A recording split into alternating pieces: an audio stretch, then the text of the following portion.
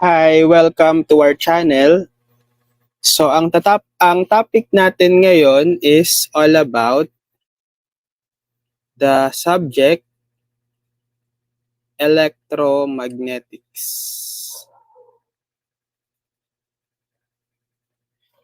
So simulan natin sa vector analysis. Okay. Kasi itong vector analysis is important throughout the course electromagnetics. So palagi natin itong gagamitin. So pag-aralan natin yung mga different concepts muna and operations on vectors. So we can start with algebra of vectors or vector algebra. Okay? So meron kasi tayong tinatawag na quantities which are scalars and vectors. So ano ba yung pinagkaiba ng scalar tsaka vector? So kapag scalars, they are quantities that have magnitude only. Okay?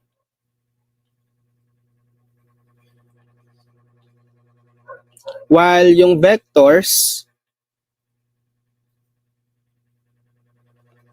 they are quantities that have magnitude and directions. Okay? So yung scalars, magnitude lang yung meron sila. So ano ba yung mga halimbawa ng scalars? Time, mass, distance,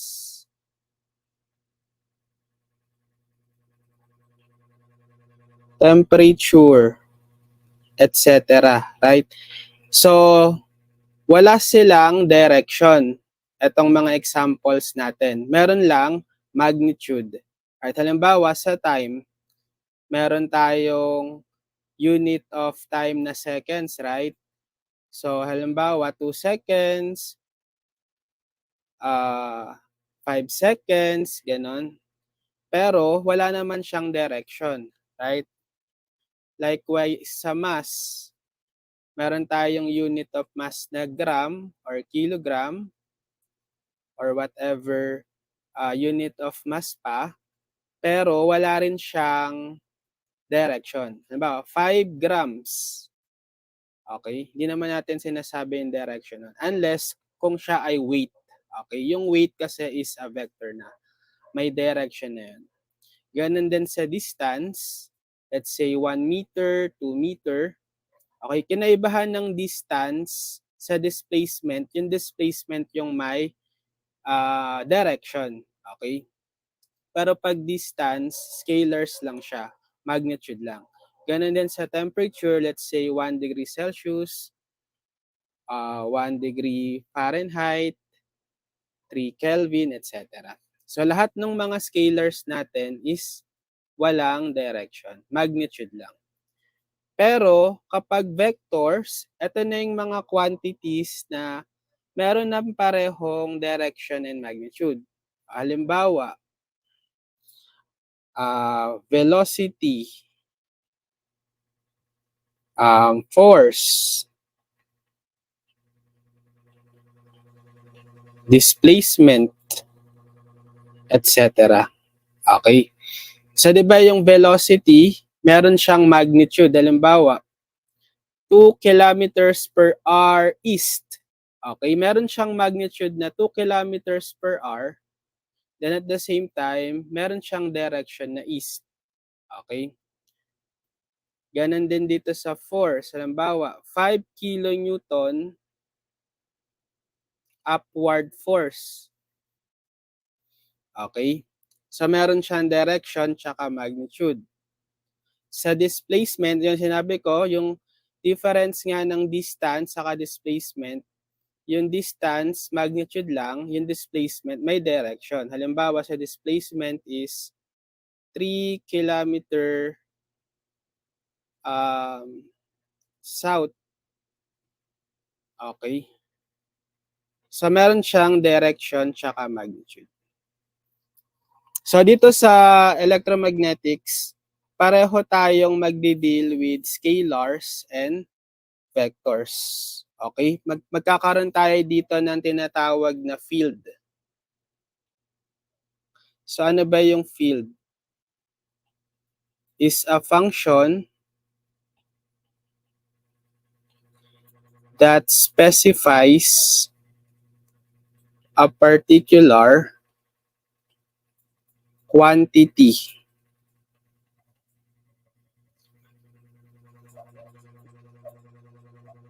everywhere in a region. Okay, so field is a function that specifies a particular quantity everywhere in a region. Particularly, we will be dealing with electric field, magnetic field, or electromagnetic field. Okay, yung field natin, function siya na pwedeng scalar din or vector. Okay, so later on pag-aaralan natin yun. So ngayon, punta tayo sa unit vectors.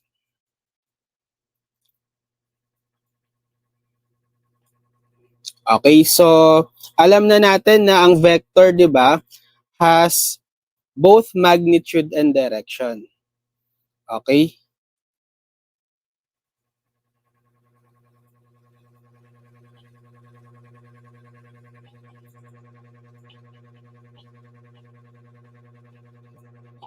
Pag sinabi nating unit vectors, from the word unit, okay, yung magnitude niya is 1. 1 unit. Okay? Tapos, pwede tayong magkaroon ng unit vector along a specified vector. Okay? Halimbawa, unit vector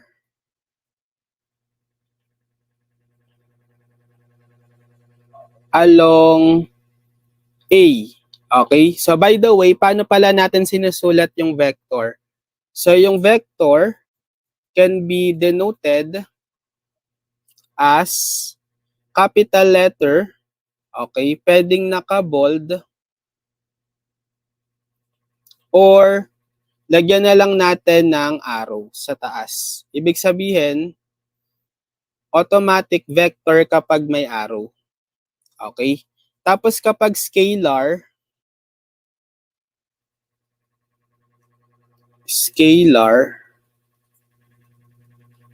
dinedenote lang natin by usual capital letter. Okay, hindi siya naka-bold and hindi rin or wala siyang arrow. Okay, wala siyang arrow to differentiate with the vector. Okay. So, pag sinabi nating unit vector along A, vector A, so ito yung unit vector, yung magnitude niya is 1, na same direction sa vector A. So, paano hanapin yung vector, yung unit vector along A or the same direction as vector A? So, let's denote the unit vector as small a. Usually, gagamitin natin for unit vector is small a. And then, kung lalagyan natin ng subscript, depende kung ano yung direction niya. Pwedeng subscript x, okay? Ito yung mga unit vectors kasi natin in x direction, tapos ay, unit vector in y direction, and az, unit direction in z direction. Unit vector in z direction. Kasi, di ba we will have the Cartesian vectors, meaning yung XYZ axis. Mapaplat sila sa XYZ axis. Okay? So, X, Y, Z. So, later, okay, illustrate natin yung Cartesian vectors. So, halimbawa, kung hahanapin natin yung unit vector along A, pwede nating i-denote as A sub capital A. Ibig sabihin niyan, hanapin natin yung unit vector in the same direction as vector A. So, ang formula natin, kapag naghahanap ng unit vector along a specified vector, is yung pinaka-vector A divided by the magnitude ng vector A. So, yung magnitude, dinedenote natin with the absolute value. Okay? So, ito yung formula natin for any unit vector along or in the same direction as any specified vector. Okay? So, lagi ang magnitude nitong unit vector natin, let's say A is 1. Kasi nga unit vector siya.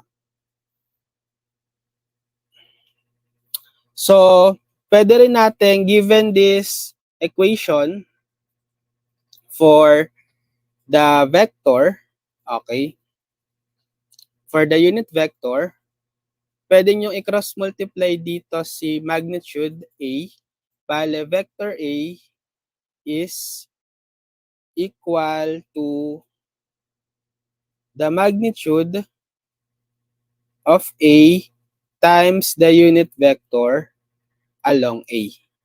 Okay, ito yung component. Component nung vector A along the A direction. Okay, yung itong naka-absolute value na vector A. Or actually, pwede din gawin nyo na lang, di ba sabi ko kapag scalar, pwede rin isulat as capital letter na lang. Hindi bold, then wala ring arrow. So, pwede rin isulat to as A times unit vector along A. Okay. So, pwede nating i-interchange siya na yung symbol or yung notation na to for magnitude. Pwedeng yung capital letter lang na hindi bold or kung gusto nyo yung nilalagyan nyo ng absolute value to denote the magnitude or component ng vector. So, ano ba yung pinaka-complete na form ng vector in Cartesian or rectangular coordinates? So, yon yung pinakita natin dito. Meron tayong mga unit vectors along along x-axis denoted by ax, along y-axis denoted by ay, and along z-axis denoted by az. So, pwede nating i-represent yung vector, let's say vector A.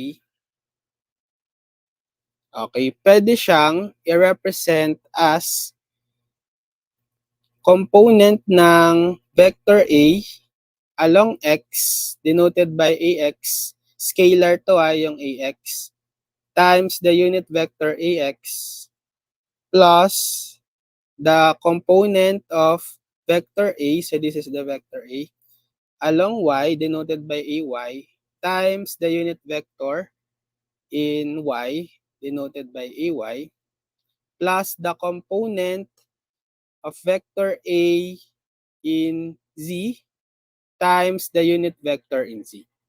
So ganito mag-represent ng vector, any vector in rectangular.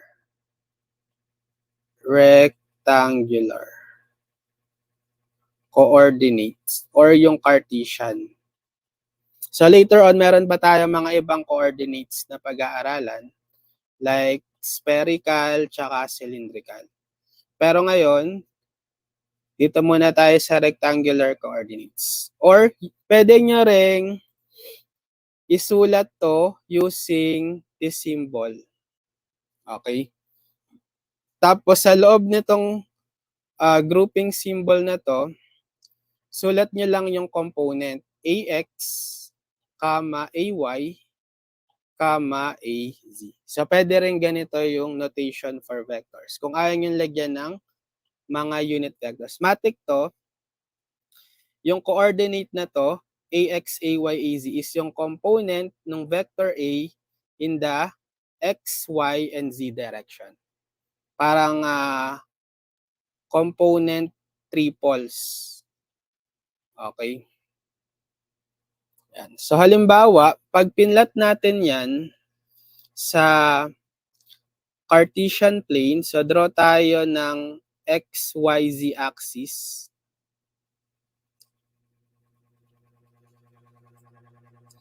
So this is the y-axis, this is the x-axis, this is the z-axis. So ito yung mga unit vector natin along z, az, along ax, along x or ax, and then along y or ay. Lahat to, mga unit vectors with magnitude 1. So kung lalagyan nyo siya ng component, okay, let's say maglalagay ako dito ng component na ax sa x direction, so magiging ax times ax yan. Tapos, let's say dito rin, dito sa y direction, ay component times the unit vector ay, and then let's say dito sa z, maglalagay ako ng az times unit vector az. Kapag dinraw nyo yung pinaka-vector niyan, kuhain nyo yung intersection, okay? So starting from the origin, approximately nandito siya.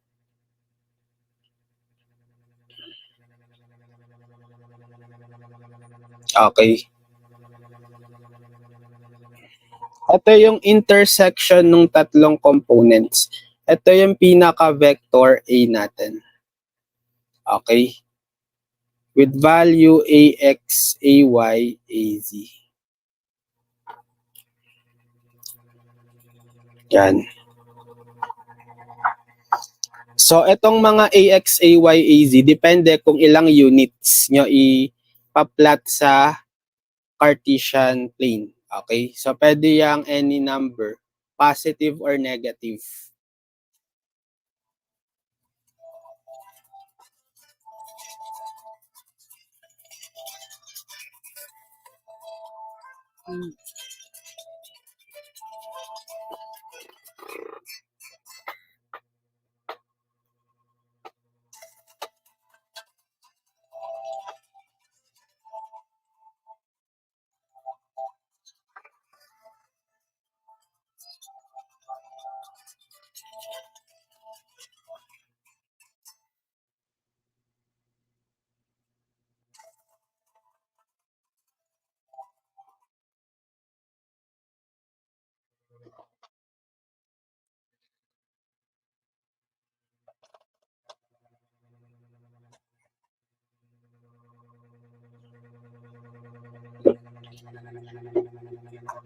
Okay, next. Saan na tayo? So, nasa vector na tayo, no?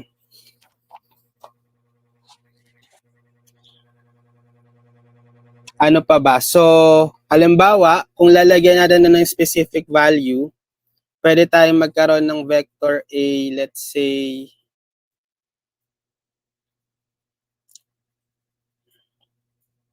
vector A na, let's say, 2ax plus 3ay minus 5az. So, ito yung mga components. So, pwede natin itong isulat as vector 2, 3, negative 5.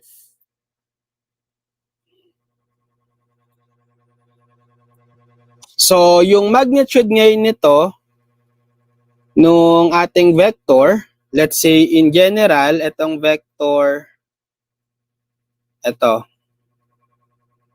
Itong vector na to, meron tayong formula yan.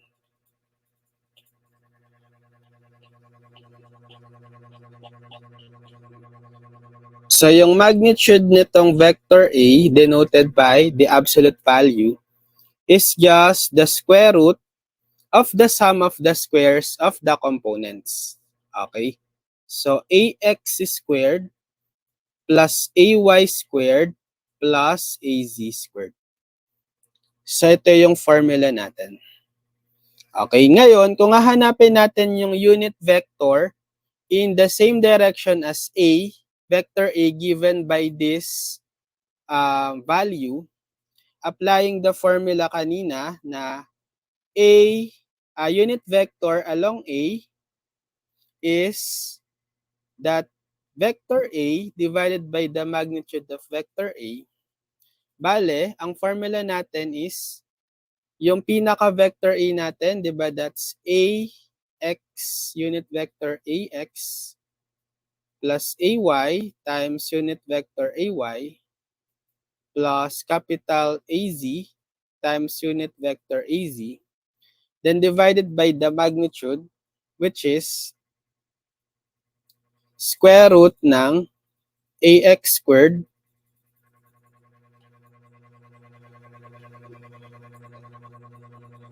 plus BX squared plus CX squared. Okay, so ito yung formula natin ngayon for the unit vector in the same direction as A, given that the vector A is this one. Okay, so now that we know the concept of unit vectors as well as yung mga pag-represent ng vectors in Cartesian plane, tsaka yung mga formula natin for the components and magnitude, we can proceed to operations on vectors, particularly vector addition and subtraction muna. So later na yung mga product or multiplication.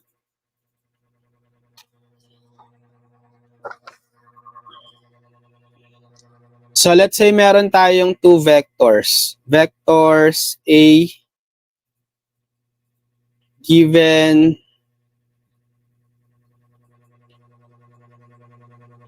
vectors A and B. Okay. So yung vector A, let's say, is AX, AY, AZ. And yung vector B, lagyan natin ng arrow, is BX, BY, BZ. So pwede tayong mag-add ng vectors. So pwede rin tong isulat, 'di ba, as AX unit vector AX, AY unit vector AY plus AZ unit vector AZ. Etong B pwede ring isulat as BX unit vector AX plus BY unit vector AY plus BZ unit vector AZ. So kapag in-add natin yung vector A plus vector B, so pag sinubstitute natin yung mga values nila, ito si vector A, add natin with vector B. Okay. Iko-combine nyo lang yung same terms. Yung mga parehong directions, yung AX, tapos yung AY, tapos yung AZ. So for AX, add lang natin yung dalawang components nila, AX plus BX times the unit vector AX. Tapos kay AY naman, yung component na dalawa, yung AY plus BY add natin, then times AY. Then for AZ, yung components, add natin AZ plus BZ times AZ. Or therefore, pwede ring isulat na AX plus BX, comma, or kahit wag natin lagyan ng parenthesis, comma, AY plus BY, comma, AZ plus PZ. Ito yung sum ng dalawang vectors A and B. For subtraction naman, A minus B, so susubtract lang natin. Sige, copy natin tong dalawa, yung vectors A and B. Ima-minus naman natin. Okay, but take note, lagyan nyo ng parenthesis itong itong vector B kasi i-distribute nyo yung negative na yan. So, bale magiging AX, or copy ko na lang. Copy lang tong vector A. Then, magiging, pag distribute nyo yung negative, magiging negative BX AX yan, minus BY AY, minus BZ AZ. So, pwede nyo na ngayong i-combine yung similar terms. So, for AX, we have AX minus BX times the unit vector AX. Then, for AY, we have plus AY minus BY times the unit vector AY. Then, for AZ, we have AZ minus BZ times the unit vector AZ. So, ito yung difference ng dalawang vectors A and B. Or, other notation is AX minus BX, comma, AY minus BY, then, comma, AZ minus BZ. Okay. So, pwede natin yan i-represent or i-draw. Let's say, yung vector A natin and vector B has, okay, let's say yung vector A is, ito yung direction niya. By the way, yung vector natin, kapag dinrawing nyo, so napakita ko naman kanina, di ba? It is represented by an arrow. Okay, tulad nito. An arrow that has a head and a tail. So, itong vector A natin, meron siyang part, ito is yung tail, tapos ito is yung head. Okay, so kung yung vector A natin, let's say, ang itsura niya is ganito, random vector lang, tapos yung vector B, ang itsura, let's say, is ganyan. Kapag inadd natin yung vector, so vector A plus B, pwede tayong gumamit ng parallelogram rule. Okay. So, connect nyo itong vector A, connect nyo dito, ito yung tail niya, di ba, ng vector A. Connect nyo din yung tail ng vector B. So, tail to tail. And then, yung pinaka-resultant or yung pinaka-sum is, so pwede kayong mag-drawing ng parallelogram.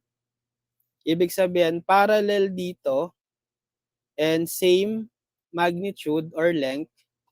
Then, another segment dito na parallel dito sa B.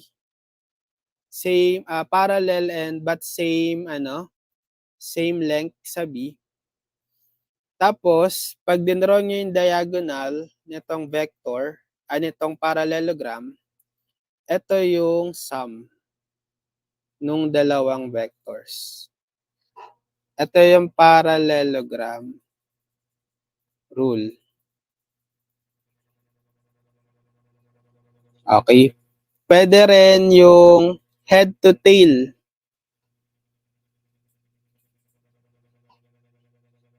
Head to tail rule. Paano yung head to tail rule? So, kung magsisimula ka kay vector A, so draw mo si vector A. Tapos, i-connect mo sa head. Head ni vector A, ito yun, di ba? Yung tail ni vector B. So, ito na si vector B. Again, kaya head to tail kasi kinoconnect natin yung head nung naunang vector sa tail nung pangalawang vector. Right? Then, para makuha yung pinaka-resultant, coconnect mo yung tail nung vector A, yung unang vector, sa head nung pangalawang vector, yung vector B. So, ito ngayon yung A plus B.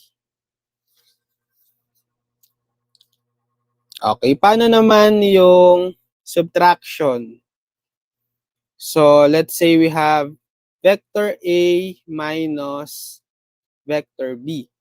Kasi, pwede rin itong isulat as sum. Pero, magiging ganito siya, vector A plus negative of vector B. Ibig sabihin, kapag may negative ka sa vector, same magnitude but opposite direction. So kung yung vector B natin is going to the right, di ba? Kapag ginawa niyo siyang negative B, opposite direction ng going to the right ay going to the left. So ganito yung magiging negative B, right? So applying this,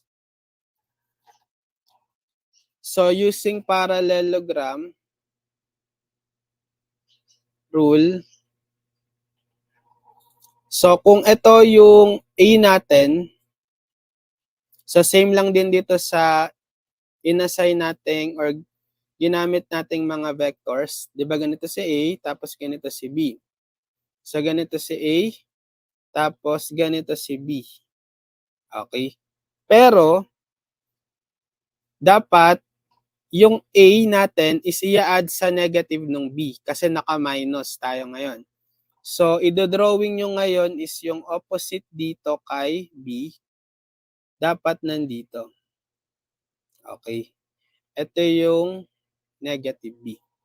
And then, dito ka ngayon magdodraw ng parallelogram. Kasi ito is imaginary lang yan, di ba? Okay. So, ito yung bubuin ng parallelogram ngayon. Which is, so draw ka ng parallel side din dito sa vector A. Tapos, draw ka ng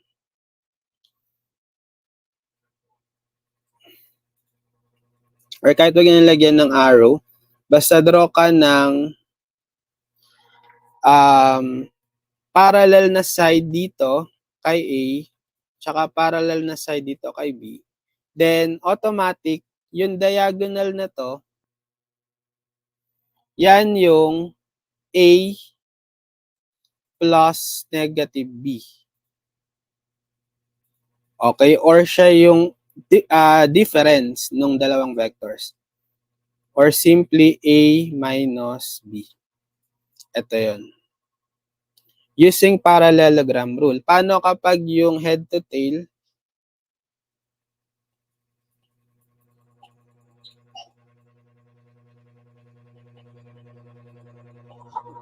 So pag head to tail, kasi 'di ba ang equation natin, let's say pangalanan natin ito, pangalanan ko to as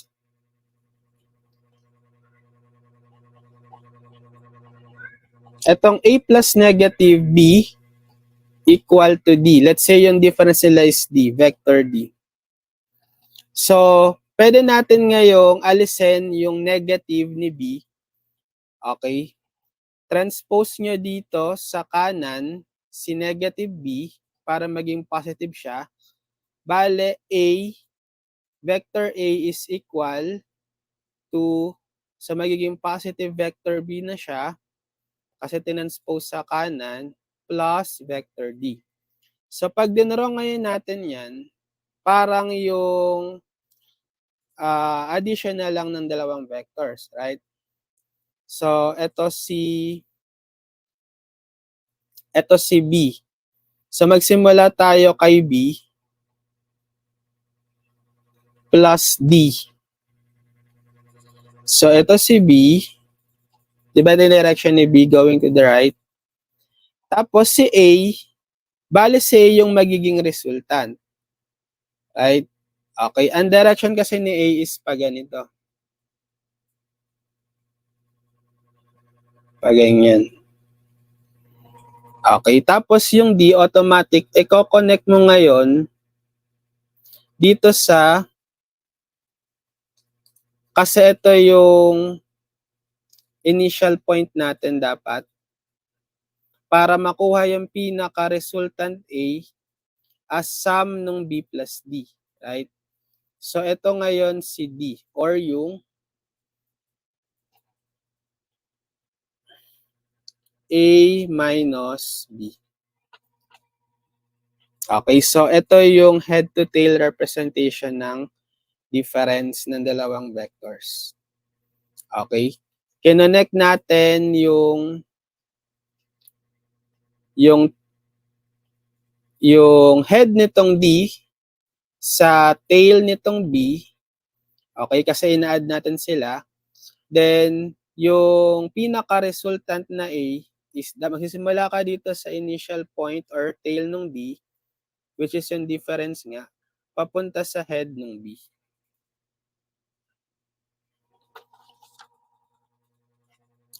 So that's how to represent the sum and difference of vectors using parallelogram rule or head-to-tail rule. So meron din tayong some properties of addition of vectors.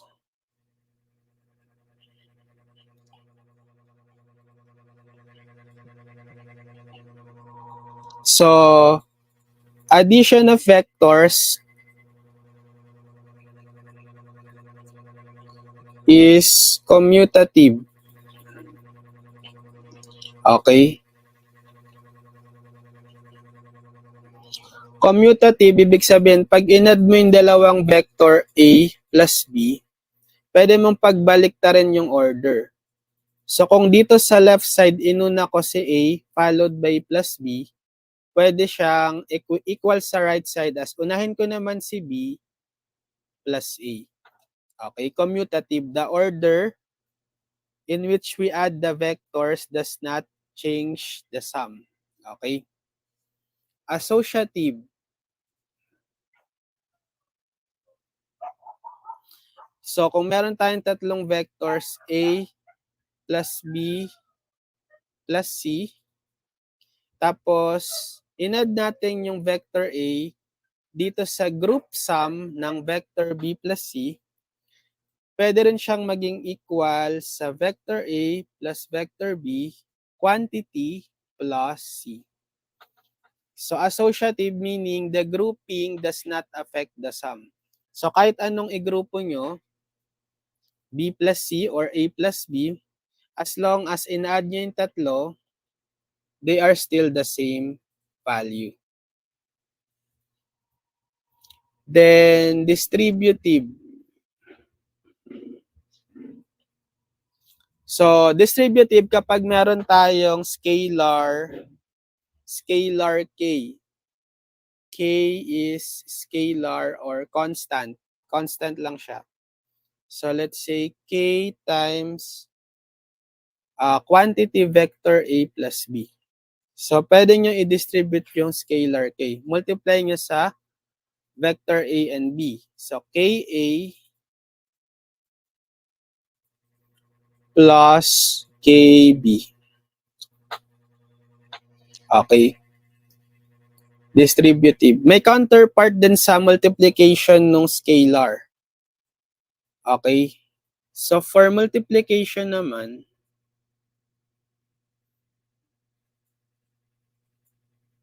urong na lang natin.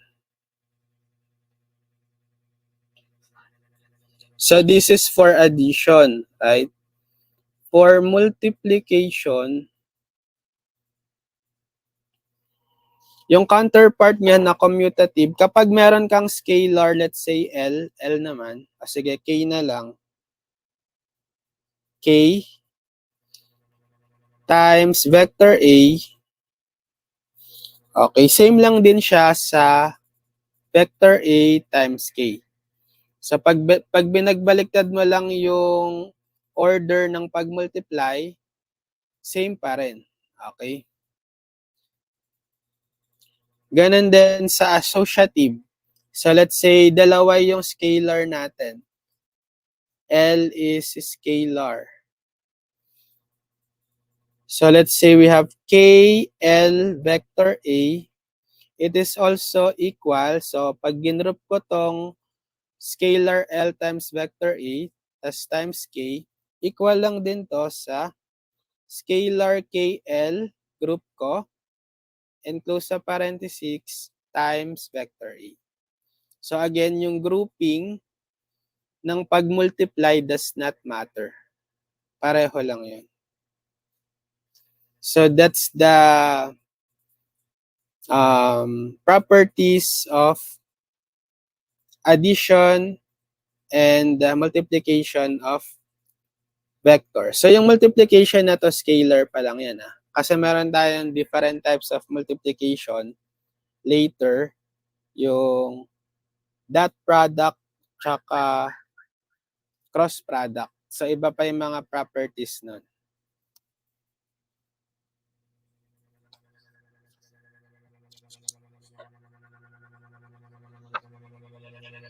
Tapos, after nitong operations, addition and subtraction, meron din tayong tinatawag na position and distance vector.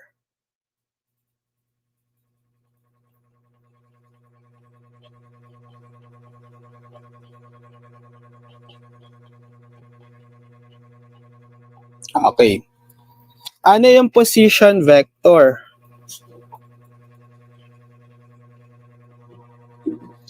Position vector, let's denote by R, P.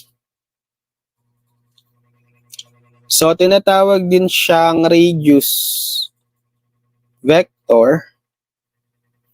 So, position vector denoted by RP or radius vector of a point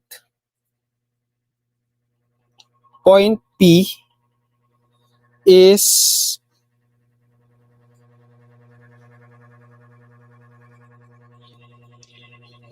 as the directed or is the directed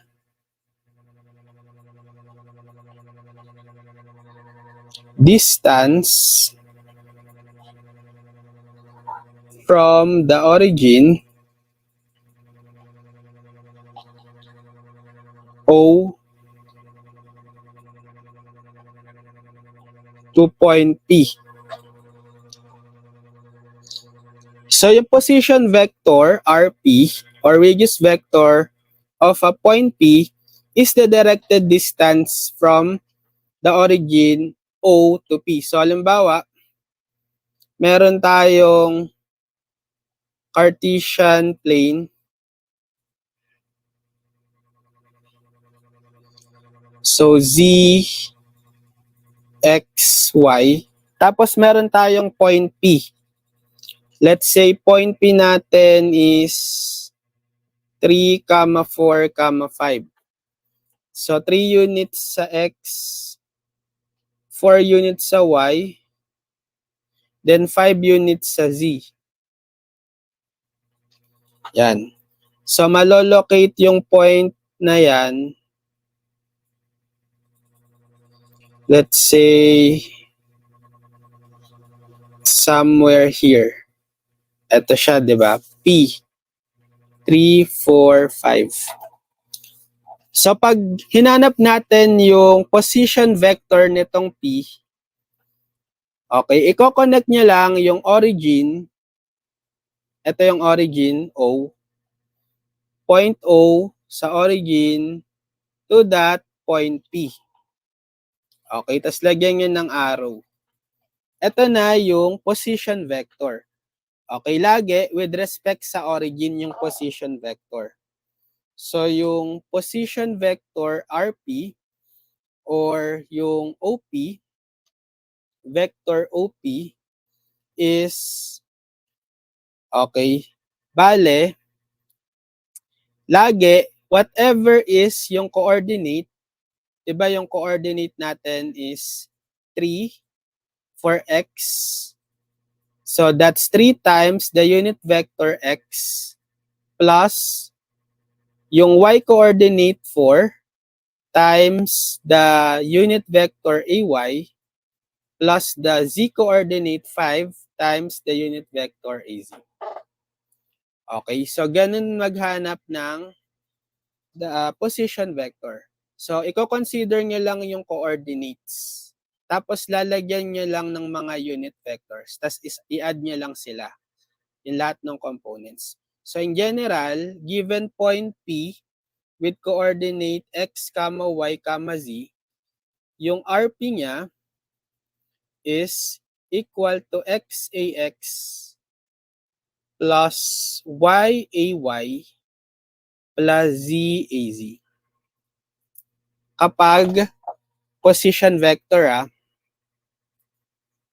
okay, so given any point P with coordinate x, y, z, ang position vector lang lagi is yung mga coordinates, lagyan nyo lang ng mga unit vectors ax, ay, az respectively.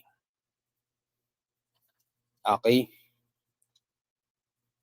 Paano kapag distance vector? Okay. So, yung distance vector naman is the displacement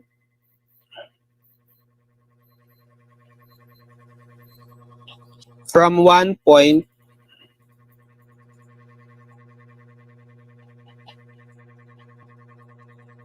to another. So, pwede tayo magkaroon ng dalawang point dito. So, let's say, given point P, okay, with coordinate xp, yp, zp, and q with coordinate x, xq, yq, zq. So, pwede nating hanapin yung distance vector. Distance vector from, let's say, from P to Q. Okay, take note yung ano natin yung ginamit nating notation to find the distance vector, yung keyword from P to Q. So, magsisimula sa point P, papunta sa Q. So, it will be denoted by R, the distance vector RPQ. Okay? Distance vector sub PQ. Kasi, magsisimula ka sa P, papunta sa Q. Ang formula niyan is i-subtract mo yung position vector RQ minus position vector RP. So, kung ano yung huling point, yun yung minuend vector minus yung unang point P, yun yung subtrahend vector. Ima-minus mo yung vector nung unang position vector P from dun sa pangalawang position vector RQ. Which is, ano yung magiging position vector RQ? Diba yung coordinates lang, lalagyan mo lang ng mga unit vectors. So, x, xq, ax, plus yq, YQAY plus ZQAZ. Ito yung position vector ni RQ given its coordinate na to, right? Then minus yung position vector naman ni P denoted by RP given its coordinate na to. Okay, so yung coordinates lang, lalagyan mo lang din ng mga unit vectors, AX, AY, AZ. So XP, AX plus YP, AY plus ZP, AZ. So, pag sinubtract ngayon natin, distribute nyo yung negative. So, magiging copy natin to.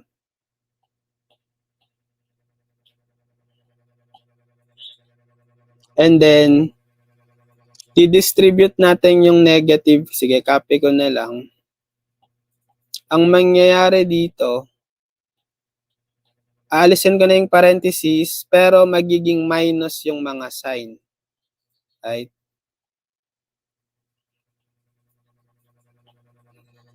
Tapos, combining similar terms or similar unit vectors, so sa AX, magiging XQ minus XP times the unit vector AX plus sa AY naman, bale YQ minus YP times the unit vector AY plus sa AZ naman, we have ZQ minus ZP times the unit vector AZ. So ito yung vector R, directed vector R sub PQ.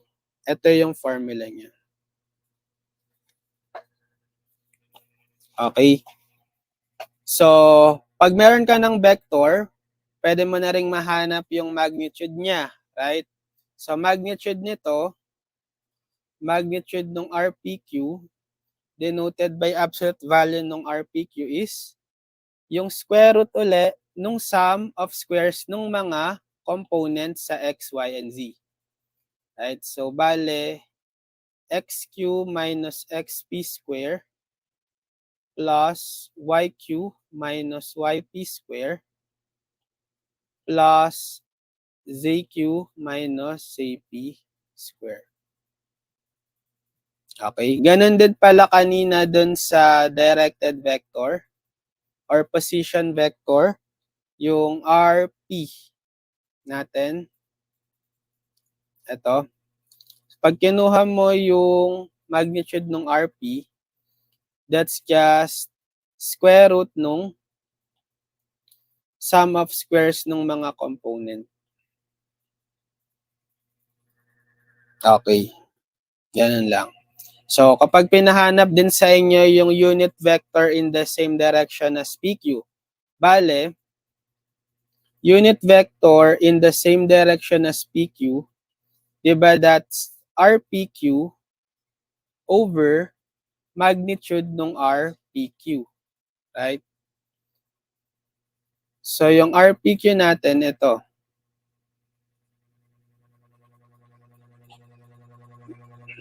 Okay. So, XQ minus XPAX plus YQ minus YPAY plus ZQ minus ZPAZ divided by yung magnitude niya, which is ito. So, square root ng XQ minus XP square plus YQ minus YP square plus ZQ minus ZP square.